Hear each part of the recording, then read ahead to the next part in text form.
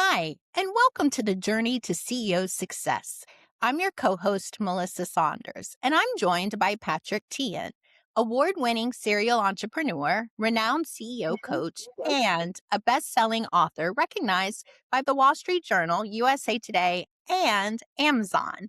His latest book, The Journey to CEO Success, is a #1 Amazon bestseller and the inspiration behind this podcast. Patrick, it's great to see you. Welcome. It's always great to do this, Melissa. Thank you. Yeah. And today we're joined by Clyne Namuo. We love that Hawaiian last name. He's the 10th president of Joliet Junior College, serving since 2022. And he has a focus on community engagement and student success. He has championed initiatives such as the 12 by 12 by 12 dual credit program. You'll have to tell us about that. Future Wolves, gaining the Hispanic-Serving Institution designation and the Namuo Family Endowed Scholarship for first-generation students. Love that. Welcome, Clyne. Thank you, Melissa and Patrick. Great to see you. Um, it's a real pleasure to be here. So I appreciate the Great. opportunity to be with you and share a little bit about what we do here at Joliet Junior College. Great. Thank you so much for coming to our show. So let's actually start right there. Let's just take a couple of minutes, 3-4 minutes, and tell us about Juliet Junior College and what's different, what's special about your school, because every school is special and different. So share with us about Yeah, your school. yeah. Thank you for the question, Patrick. Joliet Junior College is the nation's very first community college. So that indeed is what is special about JJC. As Melissa mentioned, I proudly serve as the 10th president of Joliet Junior College. JJC started the whole movement in 1901, a movement that became a phenomenon that has made its way across the country to different parts of the world, a phenomenon that now educates over 10 million people every year in communities large and small, over 1,000 institutions strong, and that entire phenomenon that became the modern American Comprehensive Community College started right here in Wow. Joliet, Illinois in Wow. 1901. So we're celebrating our 125th year, So I gotta but stick really, that in a little yeah, bit. yeah, It please do. was the first community college in our Correct. country. Wow. Correct. Yeah. So Congratulations, Mr. President. thank you. Thank you. Thank you. And that's what drew me to JJC is that history, that legacy. And as we celebrate our 125th year, I'm reminded of the founders' vision. Right, we had two founders, J. Stanley Brown, William Rainey Harper, one the president of the University of Chicago, the other a local superintendent of the Joliet Township High School District. Their vision was that higher education no longer be available to only the elites in Mm. society, right? And we've affirmed our values for 125 years. We've continued to lead the way, and are proud of our open access mission as a community conscious institution of higher learning. I think the first thing you did when you took the job was to write a $50,000 personal check to fund a scholarship for first generation students. Why did you do that? What motivated that? Tell me about that. Yeah, I appreciate that. And this is going to connect to who I am, Yes, Patrick, very much so. and who I aspire to be as a leader and as a professional. So I'm going to take a little bit of a winding road to get Yeah. there, but I promise I'll answer your question. I just want to get Okay. some approval from you. Okay, No, the I'm winding road is excited. Yeah. okay. So the winding road is this. My parents grew up in abject poverty in Hawaii, right? I'm native Hawaiian, proudly so. Grew up, in Hawaii, and of course, eventually moved away from the islands, moved to San Diego to take a job in IT, moved to Arizona, and I'm here in the Midwest, far from home. But my parents, who are celebrating their 75th birthdays this year, grew up in abject poverty. My mom lost her mom when she was just 8 years old, lost her dad when she was 15.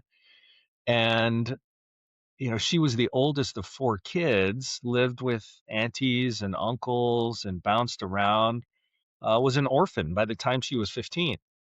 Yet, she somehow made her way, and it was the help of educators who really convinced her that college would be her vehicle out of poverty, right? So my mom endured trauma and tragedy, at a really, really staggering scale.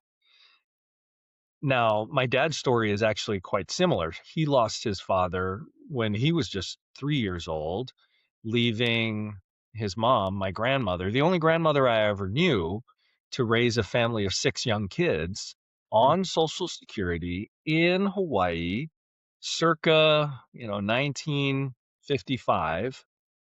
But both my parents, with everything they struggled, everything they had to endure, they both connected with educators at an early age who convinced them that college would be that vehicle out of poverty, as I mentioned earlier. Now, my mom ended up going to college, worked as a maid, worked canning pineapples at the Dole plantation. My dad was a janitor. They worked nights through college to give themselves a better life. Now, what they did not realize is that by giving themselves a better life, it made it exponentially more likely that I would go to college, that my brother would go to college, Yes. and we would, eventually reach levels of success that our ancestors could never have dreamed Yeah. of. My mom ended up running the prison system in Hawaii for many years. My dad ran the court system in Hawaii for many years. So those jobs gave them success, stability, and So it gave did my work. brother. It did work. They did. The Yeah. belief that education would be the process out of poverty actually Right. worked, right? And as you said, Yeah. this actually created a great future for generations. So this is an Oh, yeah. inflection point moment for generations, not just for themselves. Correct. Yeah. I'm the product of the generational, I'm proof Yes. of the generational effects Yes. of higher education. And it's with that in mind, where my wife and I decided to honor my parents in that way, to start the Namuo Family Endowed Scholarship for first generation students. Now, there are several things we're very proud No, of. forgive my Yeah, ignorance. please Forgive take. my ignorance. But what No. is a first generation student? So both my parents were first generation students. So essentially, first in their families to go to First in their college. family to go to college. Got it. Thank you. Absolutely. Absolutely. And so I wanted to honor them. I wanted to create a legacy. So, you know, maybe 2 months into my presidency, I announced to the college that I was committing to fully fund the endowed scholarship for first generation students. And it was met with a lot of enthusiasm, a lot of gratitude. Since then, though, since then, my wife and I, my brother, who's now an attorney, he would not be an attorney without the struggle and sacrifices of our parents. I wouldn't be a college president without their sacrifices. So, my wife and I, my brother, and my mom and dad collectively have contributed to the scholarship. But an amazing thing has happened now, 3.5 years after we announced or started the scholarship. We've raised over $120,000 in just 3.5 years. And that number will continue to grow as I continue to contribute, as my mom and dad continue to contribute, and as the college community has will continue to contribute. The point I'm getting to is the community has not only matched our donations, but the JJC community's contributions now exceed my family's contributions. And that is something, yes, that is something I'm very proud of, because it means that my leadership's resonating, my messages are resonating with the college community, and boy, oh boy, we have a lot of first generation employees who work here. And over half of our students are first generation students here at Joliet Junior College. So while the vision really connected to my upbringing and my parents and our family and that story, it turns out that really resonates with the Joliet Junior College Yeah. community. And so I'm so thankful that people have contributed at the level they've contributed. One thing I've noticed, and if I'm wrong, please correct me. I know this is a live podcast, but go ahead and correct me if I'm wrong. But I'm about to Uh, say something. I think that what I'm noticing is that your work and your what you're really passionate about are connecting beautifully. Higher education, helping first generation folks get education, understanding that this is a generational legacy that they're creating yes. for the generations, and then you creating this fund. What first thing you did as president of this junior college is all connecting, and I suspect that this confluence of your personal mission, your passion is all creating this wonderful working opportunity for you, and that's why you're both joyful and successful in the role you're in. I'm wondering if I'm. What do you think of that thought? Patrick, I don't know that I have anything to add to your comment other than to say that your detective work is spot on. You've connected all the correct dots. And, I appreciate that you emphasize the importance of joyfulness, right? To be joyful. It's in your book, it's a theme in your podcast. So I appreciate that, because oftentimes C-suite professionals and Yeah. CEOs are so laser focused on success, Yes. on maintaining momentum and being on an upward trajectory, and that focus, or perhaps obsession with success and the work, oftentimes comes at it comes with a cost, and that Yes. cost is paid by those around us. It's paid by us Yes. oftentimes, in the form of, health related issues or other negative impacts of that Yes. obsession. And that you've highlighted the importance of joyfulness is, really important. And I thank you I for that think, that the reason why I message. do that is I think too often I notice that most of us are built to think A or B, it's a Right. binary decision, A or B, it's this or that. I can have happiness and joy or a great career, Yep. example of this or that. And I think that that's the fool's choice. Actually, Stephen Covey calls that the fool's choice, having to Sure. force yourself into picking one or the other. And I think that actually a combination of that, could be the right solution. It's not A or B, but it's the power of the and, which is take the best parts of A, the best parts of B, and you create option C, option D. And it's usually option when you get down to the fourth or fifth option, those are really the best choices. So I think that too many, so this podcast is all about helping CEOs and leaders have a more joyful and successful life. And that's why I think, one which would pause for a second, I'll look my audience to really take note of the fact that you are experiencing joy and success. Large part of that is because you are living your personal mission. So lots of senior Yes. executives I work with haven't figured out their own personal missions.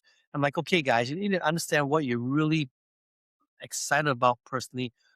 And if you can connect that to your job, amazing. So, one thing that's interesting is I noticed that I read a statement that you said about one third of high school graduates in your district don't pursue further education. Lots of Right. schools look at that and just move on. But you say, no, no, no, no. These are the students we are after. And Yeah. when I read that, I was like, wow, I was really interested to meet you. But and now that you've shared your thoughts, I'm like, I get it. Of course. Like it's Right. logic.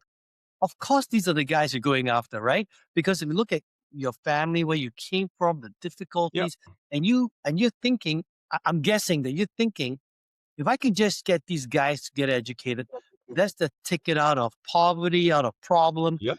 of whatever it is that they're going through. No different from your mom and your dad. Education was their Correct. way out of poverty, and then Correct. even better, it's a generational impact. Like you are not Yep. just helping that person get educated, you're helping that person and that person's children and their children's children. So it's generational, man. So as I learn more about you, I'm like, of course you go after those students, and those Yeah. students should be grateful and Yep. thankful that they have someone like you running this junior college because you're going after them. Yeah. Well, I It's I not mean, wrong. I can. It's not wrong for someone not to go after them. I'm just saying your personal mission and your Oh yeah. passion makes it a Oh yeah. natural thing for you to go after them, and then you're causing better lives. Congratulations. Yeah. Yeah. I mean, yes to all of that. When I, as I was rounding out my first year, the staff understood, what I'm about, what I was about, what I'm still about now, and wanted to capture the message to the college community, or to the communities we serve. And they came up with this marketing campaign, and it was called, and I think it's still running, it's still out there. It's called This is College. The idea really was that college is just very different than it was, right? It's not just general education classes. It's not just come to JJC to transfer to university. It's so much more, right? It's training to become an EMT. Mm, It's training to be a welder. It's training to be an operator engineering technician to work in a nuclear power plant. Um, the industries in and around Joliet Junior College rely on us for a skilled workforce, right? So we wanted to acknowledge that college is just very different. It's not as traditional as previous generations thought. It's nimble, it's flexible, it's a place where you can get trained in 6 months to a year and enter a new career, a lucrative career to support your family, right? Now, I want all of our students to go on and get a bachelor's degree and, even further if they're interested in that. But the idea that college is just different now is a message we wanted to mm. send to the community. And there are many paths to getting that education, Yeah. not Yeah. just the traditional. In fact, some of my friends, their kids go to the community college first, Mhm. then they finish up the last 2 years and get their bachelor's degree. When I heard that, my initial thought was, "Oh my goodness, their children didn't get the full, like, 4 years at a university, college type thing." And Sure. then my buddy said to me, this is his perspective. He said, yeah, but a lot of kids go to college to party for 4 years." He said, "My kids went to junior college first or community college first, got their education partway, and then, they've been serious about the school through all 4 years." Now, I'm from Singapore, and when I came to the US to study, I came to the US to study. So, I did a university. I came across the ocean for my university here all by myself. And Right. I do notice the difference in international students like me. We come to study. I do notice that a lot of my American friends, they have they come to study and party, and nothing wrong with that. Nothing is wrong. Uh, but I'm just saying that was a perspective I never had because Right. my parents sent me across the ocean to study. So I was like, I have one mission, man. It's like Right. Right. study, get my degree, go home. Of course, Yeah. I only partially succeeded at mission because I met my beautiful wife at university. I stayed here, but I did get my degree and I didn't come here. So Well, it's it's interesting. interesting that you focused on joy. It's interesting that you focused on joy Yeah. because what you just articulated is you too were obsessed with success, or rather focused on Yes. success. And Yeah. through your journey, you came to the realization that it's not just about success, it's about joy as well. It's about living a well rounded, full, and complete life. And I'll have more to say about that later. Yeah. Tell us more about that. Tell us more about living a I'm full and happy to. complete life. So Yeah. so that's at the heart of my leadership philosophy and what I've communicated here at Joliet Junior College, that our employees are people first, right? Okay. When they go through new employee orientation, they get a message from me, and then I've, repeated that message time and time again every time I'm in front of the college is you are people first. Your mothers, fathers, sisters, brothers, Mm. aunts, uncles, all of those things before you are professors, campus police officers, financial aid technicians, deans, vice presidents, Yeah. groundskeepers. You're people first. Yes. And that message really resonated post-pandemic. Yes. As we emerged from the pandemic, people wanted to know that their employers recognize them as full and complete human beings, right? That they Yes. could be themselves, that if they needed to pick their kid up and take their kid to soccer practice, that their employer would understand. And we do. Yes. We understand that, lives happen. Similar to our students. Our students have roles and responsibilities outside of the classroom. So why are we not designing systems and structures to support them as full and complete human beings? And that's what we do for our employees. They're people first. And every semester I do things to prove that to them, that we want to honor them as people. And guess what? Their ceilings are much higher as employees as a result. If we're not, watching them Yeah. like a hawk and managing, um, we are leading, and we are giving them the time and space and resources to be creative, to be themselves, to celebrate who they are, whether that's culturally, from a religious standpoint, um, gender related. I mean, we celebrate their identities here at JJC, and that means something to our employees. And as a result, they're able to be more free Yeah. I love and that. able Like to, you said, to you said the solve some ceilings. of those complex problems. You said the ceilings get higher. What does that Right. mean when you say the ceilings get higher? Well, I think that's the difference between managing and leading, right? If we manage people, we want them to be at a particular place at a particular time and stay there and perform a specific set of tasks. Well, higher education needs creative problem solvers. So if we point our team in a general direction, craft a shared vision, communicate the reasons for that vision, then that flexibility and that freedom that we afford can be filled, that space can be filled with creative problem solvers. So, it's been my experience that when you give people that freedom and flexibility, they solve problems in Mm. creative ways. They accomplish more for themselves as professionals, but more for the organization as well. Because look, Yeah. higher education is full of a lot of smart, capable people whose stories are similar to mine, whose journeys led them right here to JJC to be in front of our students. They're here for a reason. So why not harness those reasons and give them the space they need to Yeah. create incredible learning experiences for our And students? so that space you give them opens up their minds, creativities at work, and therefore what they can accomplish is more. And therefore, that's what you mean when you say the ceilings are the ceilings are higher. Yeah. Absolutely.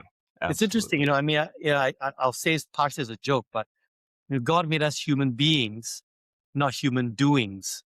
right? I A like lot of that. people focus on the I doing, like that. but you're focusing on the human being, and Oh, I then our like that. ceilings are higher.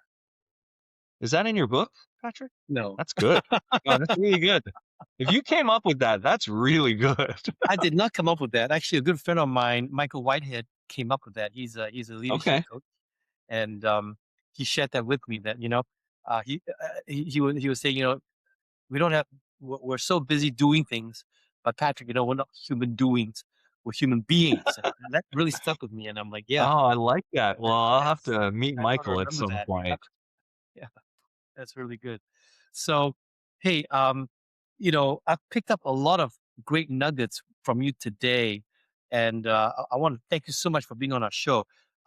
This podcast is about helping CEOs and leaders have a more joyful and successful life. So, last question I ask everybody is, what last advice or what great advice would you like to leave with the audience for them to have a more joyful and successful life? Yeah, well, first of all, Patrick and Melissa, thank you for having me. I really appreciate the opportunity to highlight some of the things we're doing here at Joliet Junior College. Hmm. And, this has certainly helped me to reflect on my journey, my well-being, my joy, and not just my success. So here's what it is for me. And my challenge to your audience would be to find that thing uh, that makes you joyful as well. I know what it is for me. It's two things, right? And it's not something that works well as a triage strategy, right? So when it's too late, Mm, it doesn't work well. It has to be something you invest in and allocate time to do constantly. 2 days ago, we had open gym with the president here at JJC, Mm. right? So I play basketball with all of our students. It's grown to include volleyball and pickleball as well. It's Oh, something that's pickleball. I great. created, right, right. It's something I created 4 years ago when I started, really for me, because I Yeah. know what I need to be happy and to be joyful. And it's physical activity. It's playing basketball. Now it's playing pickleball. It's been playing volleyball at different times in my life. I knew that's what I needed. So I did it for me. And it's grown into this big wellness initiative where employees and students come to play basketball with me, play those other sports, and it just fills me with so much joy. I know that I need to play basketball once a week to be Mm. happy. I Mm, know that I need physical activity to be well. I know that. So I build that into my schedule. I've connected it with my professional life. And as a result, I'm a better leader because I've yes. invested in that activity. And the second thing, of course, is my family, my Mm. wife and our kids. I would choose them over anything in the world. And time with them is really important. I shared with my board when I started this job. My son was 8, he's now 12. But when he was 8, Mm. I shared with my board every Friday afternoon, I won't be on campus. I will be at the bus stop, there to greet my son when he gets off the bus every Friday noon, afternoon. That's a non-negotiable because that's what I need to be the best version of myself. He's only Yes. 8 Mm. once, right? And my Mhm. board agreed. My board agreed. Now that's since shifted. I'm there to drop him off every day because he walks home now, so there's no bus, but I still That's great. allocate the time That, to be with him because now he's only going to be 12 once. yeah. Yeah, Thank you. it's Thank you true. so much. Melissa, back to you. Ooh, what a great episode. I loved it so much. But that's a wrap, you guys. Thank you, Klein, for being here today, sharing your story. I'll tell you what, JJC is lucky to have you. Yes, Until Oh, they are. next time, thank go out there, find your thing, whatever that is, but enjoy the journey you're on. Until next time, bye now. Bye. Thank you.